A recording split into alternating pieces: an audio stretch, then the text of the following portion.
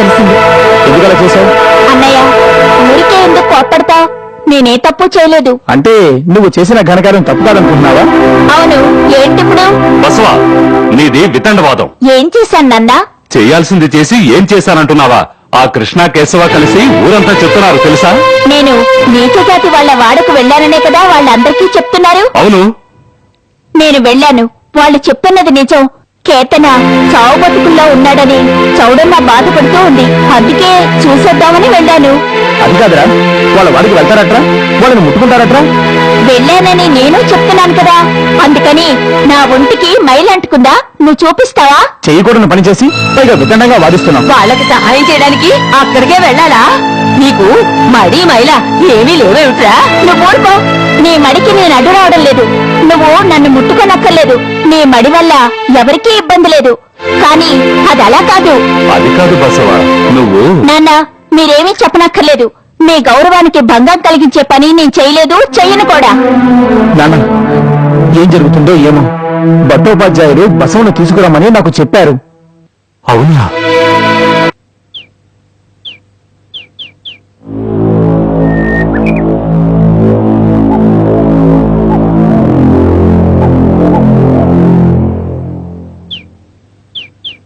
ఏయ్, అక్కడే ఆగు.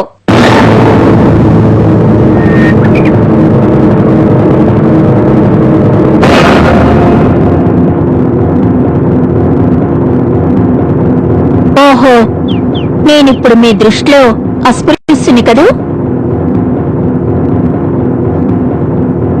కొంచెం కూడా సిగ్గు లేకుండా ఎంత ధైర్యంగా మాట్లాడుతున్నాడో చూడండి. మాట్లాడతాడు మరి, పొగరు కదా. ఈ వయసులోనే ఇంత అహంభావం ఉండకూడదు. అడగండి, అడగండి ఆచార్యులు గారు, అడగండి. బసవ, నువ్విలాంటి అకార్యం చేస్తావని నేను అనుకోలేదు. అలాంటి అకార్యం నేనేం చేశాను గురువర్యా? ఏంటని కూడా అడుగుతున్నావా? నువ్వు అంటరాని వాళ్ళ వాడకి వెళ్ళావు కదా, అంటరాని వారింటి అడుగు పెట్టావు కదా. లేదు.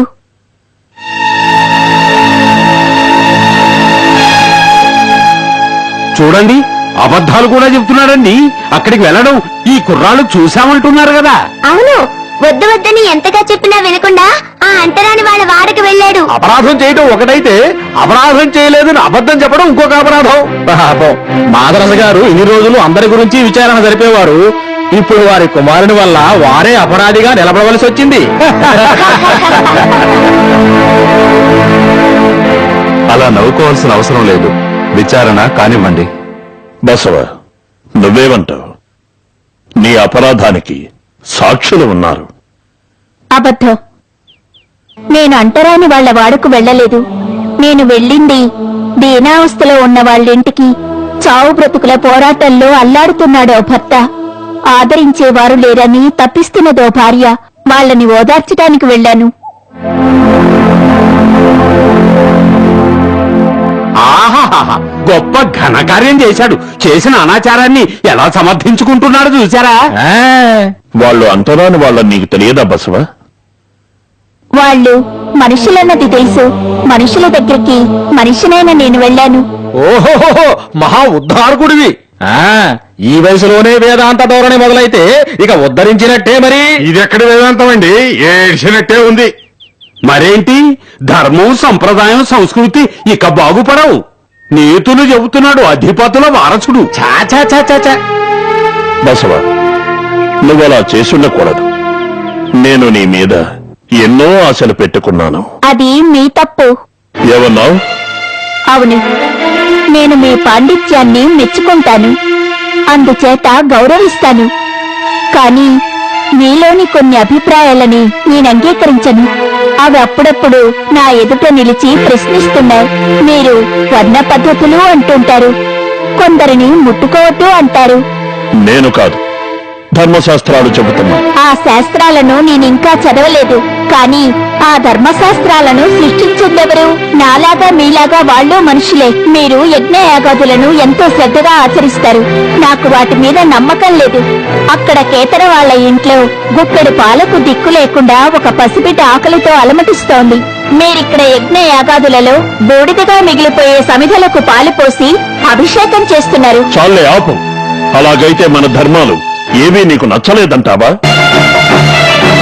గౌరవిస్తాను, కానీ మీలోని కొన్ని అభిప్రాయాలని నేను అంగీకరించను. అవి అప్పుడప్పుడు నా ఎదుట నిలిచి ప్రశ్నిస్తున్నాయి. మీరు వర్ణ పద్ధతులు అంటుంటారు, కొందరిని ముట్టుకోవద్దు అంటారు. నేను కాదు, ధర్మశాస్త్రాలు చెబుతున్నా. ఆ శాస్త్రాలను నేనింకా చదవలేదు, కానీ ఆ ధర్మశాస్త్రాలను సృష్టించిందెవరు? నాలాగా మీలాగా వాళ్ళు మనుషులే. మీరు యజ్ఞయాగాదులను ఎంతో శ్రద్ధగా ఆచరిస్తారు. నాకు వాటి మీద నమ్మకం లేదు. అక్కడ కేతన వాళ్ళ ఇంట్లో గుప్పెడు పాలకు దిక్కు లేకుండా ఒక పసిబిడ్డ ఆకలితో అలమటిస్తోంది. మీరిక్కడ యజ్ఞయాగాదులలో బూడిదగా మిగిలిపోయే సమిధలకు పాలు పోసి అభిషేకం చేస్తున్నారు. చాలే ఆపు. అలాగైతే మన ధర్మాలు ఏవీ నీకు నచ్చలేదంటావా? అలాగని నేను చెప్పలేను. దేన్నే గుడ్డిగా నమ్మనంటున్నాను. క్షుణ్ణంగా పరిశీలించి మంచేదో చెడేదో గ్రహించిన తర్వాతే నేను నమ్ముతాను. ఓహో, నువ్వు మహాపండితుడవు, ధర్మోద్ధారకుడవు. అయితే విను, ధర్మ విరుద్ధమైన పని చేసి ధర్మద్రోహివయ్యావు. నువ్వు ధరించిన యజ్ఞోపవీతానికి ఇది అవమానం. అది నువ్వు చేసిన కార్యం వల్ల అపవిత్రమైంది. అలాగా? నాకు అర్థం కావడం లేదు. యజ్ఞోపవీతం ఎంతో పవిత్రమైందని భావించాను, అయినా అపవిత్రం అవుతుంది అంటున్నారు. అలాంటి దాన్ని ధరించటం వల్ల ప్రయోజనం ఏంటి? ఈ అపవిత్రమైన యజ్ఞోపవీతం నాకు అవసరం లేదు.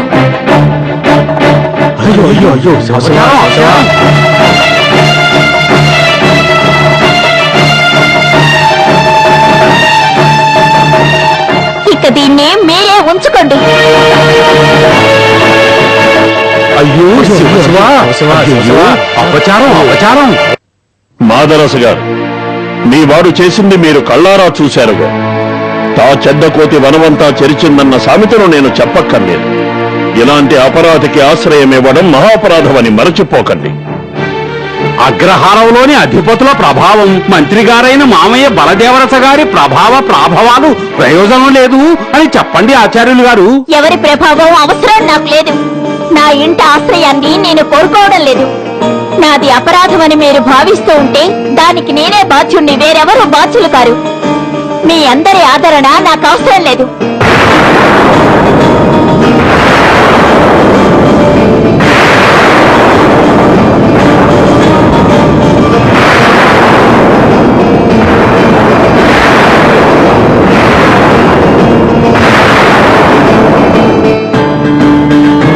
ఈ కుర్రాడు ఈ విధంగా ప్రవర్తిస్తాడని నేననుకోలేదు.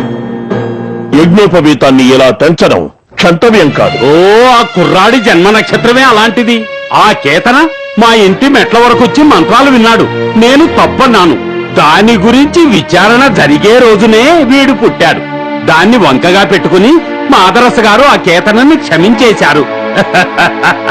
బహుశా ఆ ఫలితాన్ని ఇప్పుడు అనుభవిస్తున్నారేమో. ఇంకొకసారి ఆ విధంగానే ఆ కేతన పేరు శాస్త్రి గారింటికి పనికి రానంటూ ఇబ్బంది పెట్టాడు. ఆ మాదరస గారు ఏ శిక్ష విధించలేదు. మన ముఖాలకి ఎంతో అందంగా మసిపూసి అవమానించాడు. దీన్ని ఇలాగే వదలకూడదు. ఇక ముందు ఇలా జరగటానికి అవకాశాన్ని ఇవ్వకూడదు. అది సరే, ఇంత చిన్న కుర్రవాడికి మరీ అంత అహంకారం ఏంటండి? దారుణం.